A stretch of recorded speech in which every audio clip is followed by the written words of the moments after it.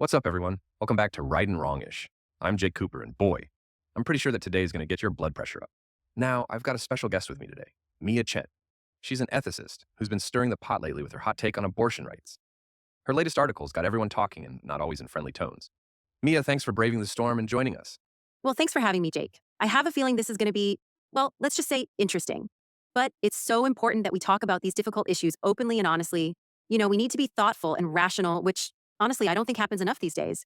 Oh, you bet. Before we jump into the deep end, full disclosure. I'm 100% pro-choice. I've marched in rallies, volunteered at Planned Parenthood, the whole 9 yards. But Mia, your recent article challenges a lot of assumptions I've held for years and forced me to really think about my position. Can you give our listeners a rundown of your argument? Sure, Jake. And I appreciate you being so upfront about where you stand. It's important to be aware of our own biases when we talk about these things, right? So basically, I argue that the pro choice position runs into what I call an inescapable dilemma. It boils down to three main points. And when you put them together, it becomes really hard to justify abortion, logically speaking. And I want to emphasize this isn't about feelings or personal beliefs. It's about logical consistency and whether the pro choice position actually makes sense. All right, hit me. I'm ready to have my mind blown again. And for our listeners, I encourage you to really listen and think critically about what Mia's saying, even if, no, especially if, it challenges your existing views. Okay, first, we all generally accept and agree that human rights are universal, right? They apply to all humans, everyone, no exceptions. It doesn't matter your race, gender, nationality, or anything else, everyone's entitled to the same basic human rights and freedoms. It's a fundamental principle of modern ethics and international law. It's in things like the Universal Declaration of Human Rights. That declaration, by the way, was a really big deal. The United Nations adopted it back in 1948 after World War II, when the world was still reeling from the horrors of the Holocaust and all the atrocities that happened. It was meant to set a standard for everyone, everywhere, outlining the basic and universal rights that should be protected for all human beings. Right on. That's like human rights 101. The whole point is that these rights aren't some gift that is granted by governments or even societies, but are inherent to all human beings. This is a crucial distinction, isn't it? Human rights aren't something that can be given or taken away by those in power. So that's premise one. Universal human rights, by definition, applies to all humans universally.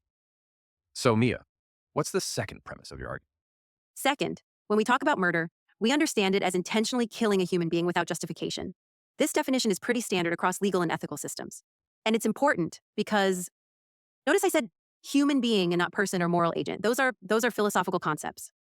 Okay, following you so far. So we're talking about the act of ending a human life, regardless of the characteristics or capabilities of that human. Right? And third, this is where it gets a bit nerdy. Scientifically, the life of a human organism begins at conception and ends at death. Before you object, really think about it. Biology, the study of life, gives us a framework for understanding the characteristics that define living organisms, right? So, conception happens when a sperm fertilizes an egg. This creates a zygote, which has all the required characteristics of a living organism. This zygote is the very beginning of a new, unique human being with its own DNA. That genetic blueprint is what guides the development of the human embryo, then the human fetus, and eventually a fully formed human. This whole process of development is a perfect example of those basic biological concepts that govern all of life. And that unique genetic code, which is there from the very beginning at conception, continues to guide and influence that human throughout their life. It's like a permanent marker of their unique identity. Now, it's important to understand that this isn't some religious or philosophical idea. It's a biological fact that's accepted by embryologists, geneticists, and the scientific community. You've got Professor Matthews Roth from Harvard Medical School saying, it is scientifically correct to say that an individual human life begins at conception. And Dr. Maureen Kondik, who has a doctorate from UC Berkeley and is a neurobiology professor at the University of Utah, has said, the conclusion that human life begins at sperm-egg fusion is uncontested, objective, based on the universally accepted scientific method of distinguishing different cell types from each other and on ample scientific evidence. Whoa. Therefore, Jake, while we both know that some people will point to the first heartbeat or when brain activity can be detected as the beginning of human life, those are really just developmental milestones in a life that's already begun. So, from the moment that sperm meets the egg, you've got a distinct human organism with its own unique genetic code. And that's the beginning of its individual human life. So, if I'm hearing you right, from the very moment the sperm meets the egg, we've got a brand new human. And since that's the scientific consensus, you're saying this is a biological fact that creates a logical problem for justifying abortion?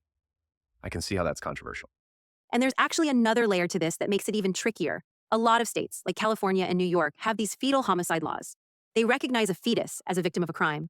And these laws often apply from conception or very early in pregnancy. So You end up with this weird legal paradox where a fetus has rights in criminal cases, but not when it comes to abortion.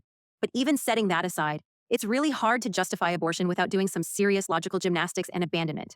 You're left with the conclusion that abortion is intentionally ending a human life, which fits the definition of murder. If we accept universal human rights and agree that a human life starts at conception, we'd have to conclude that abortion is unjustified killing.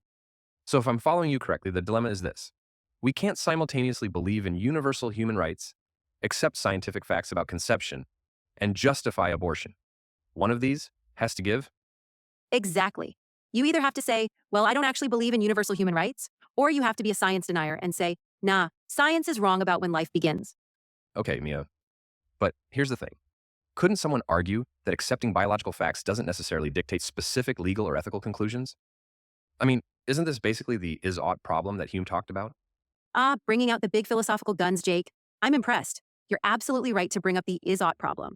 For our listeners who might not be philosophy nerds like us, David Hume basically argued that you can't just jump from this is how things are to this is how things should be.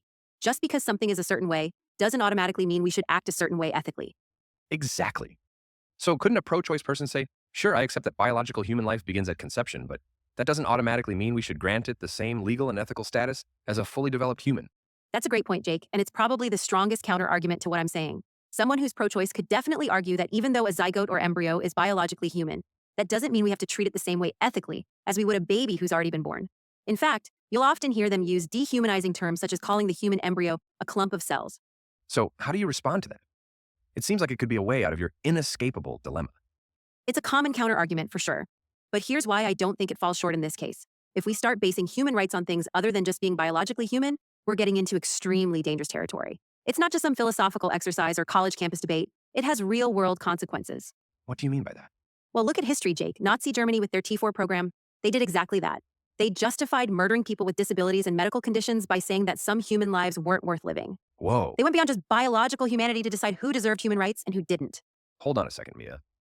Are you really comparing abortion to the horrors of Nazi Germany? That seems pretty extreme. I know it sounds extreme, Jake, but I'm not trying to do a reductio ad Hitlerum or make some emotional appeal here. I'm using this in a very specific definitional, mathematical, and logical sense. Any criteria that we use to determine human rights that goes beyond simply being human is, by definition, dehumanizing. Okay, I'm following you, but can you break that down a bit more for us? Sure. In the US, we have just under 1 million abortions every year. We're talking about ending 1 million human lives annually. And that, by definition, fits the definition of genocide, the deliberate killing of a specific group of humans because they're seen as unworthy of life. Wow, Mia, that's a pretty heavy accusation. I know it is, Jake, but remember, I'm not using words like dehumanizing and genocide to try to manipulate your emotions. I'm using them in a very precise definitional way. Murder is defined as the killing of a human being, period. It's not based on some subjective idea of whether someone is a person or not. But surely there's a difference between a fetus and a fully developed human? That's exactly the kind of thinking that opens the door to human rights abuses.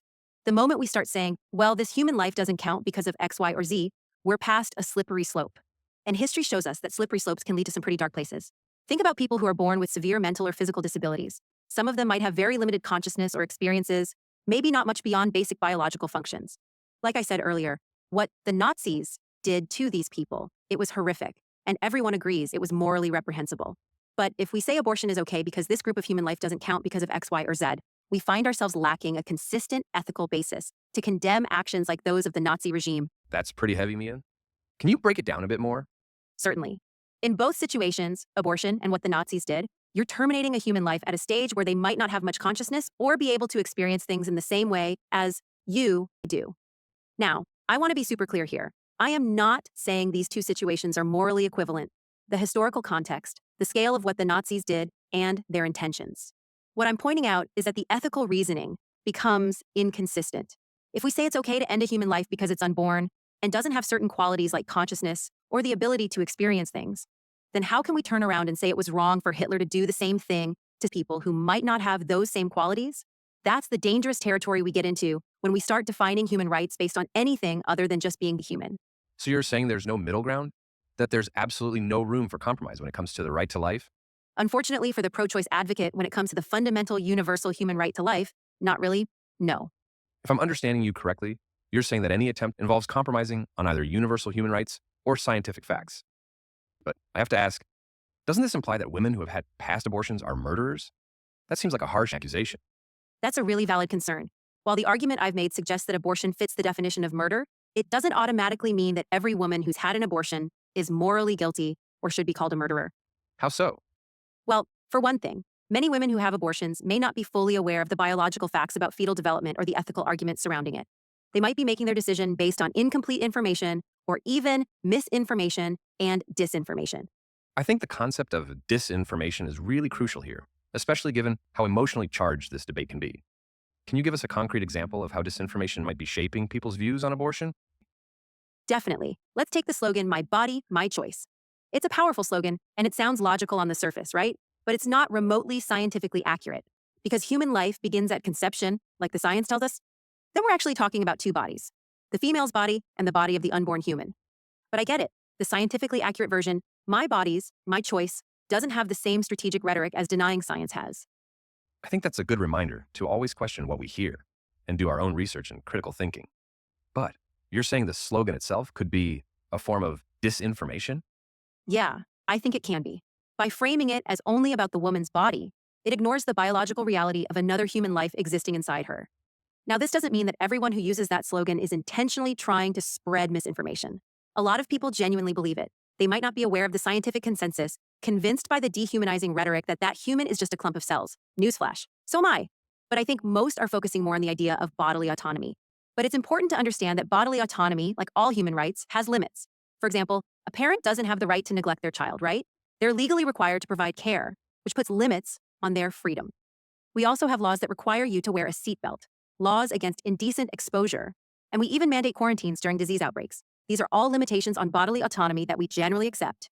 You're drawing a parallel between situations where we accept limitations on bodily autonomy for the sake of public health or the well being of others. Are you suggesting that pregnancy is a similar situation where bodily autonomy should also be limited for the sake of another's well being? Exactly, Jake. If we accept the science that an unborn fetus is a distinct human life, then it becomes like the other situations where we limit bodily autonomy to protect someone else. It's not about denying women's rights. It's about recognizing that rights often come with responsibilities, especially when another human life is involved. So we come back to that inescapable dilemma. To support abortion rights, someone would have to say out loud, "I don't believe in universal human rights," or "I am a science denier." There's no logically consistent way to accept the premises and still support abortion. Of course, there might be other relevant factors to consider, but those other factors can't change the logical conclusion that comes from the two main premises. If you support abortion rights, you have to reject one of those premises. All right, let's circle back for a second. You were saying something about murder not necessarily equaling murderer? Look, I get that it might sound harsh to use the word murder in this context, but it's important to be precise when we're talking about such a serious ethical issue. The goal isn't to point fingers or make anyone feel bad, but to encourage a more honest and consistent way of thinking about this whole debate, one that's based on science and logic. A lot of people might not have even considered this perspective before, and that's why it's not only important to have these conversations and educate people, but why factual education is so crucial. This isn't about emotions or political sides, or even religion. It's about looking at the facts and the logic. And the goal here isn't to condemn or punish women. It's to create a better society where abortion isn't just something unthinkable, but something unnecessary. That means tackling the root causes of unwanted pregnancies and giving better support to women and families. Because if we truly believe in universal human rights and if we trust what science tells us, then we have to conclude that abortion is unjustly ending a human life.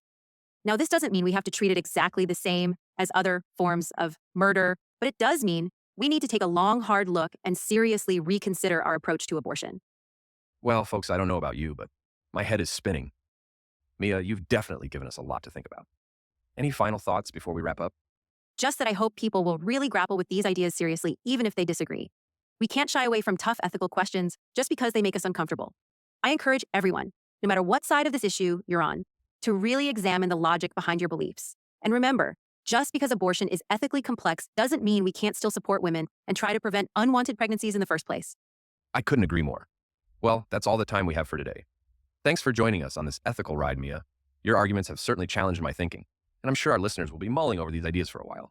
Thanks for having me, Jake. It's been interesting. I appreciate the chance to share these ideas and hopefully get some good conversations going. And to our listeners, if your brain hurts, you ain't alone. Keep questioning, keep thinking, and don't be afraid to engage in respectful dialogue with those who disagree with you. We'll be back next week with another ethical conundrum. Until then, this is Jake Cooper signing off.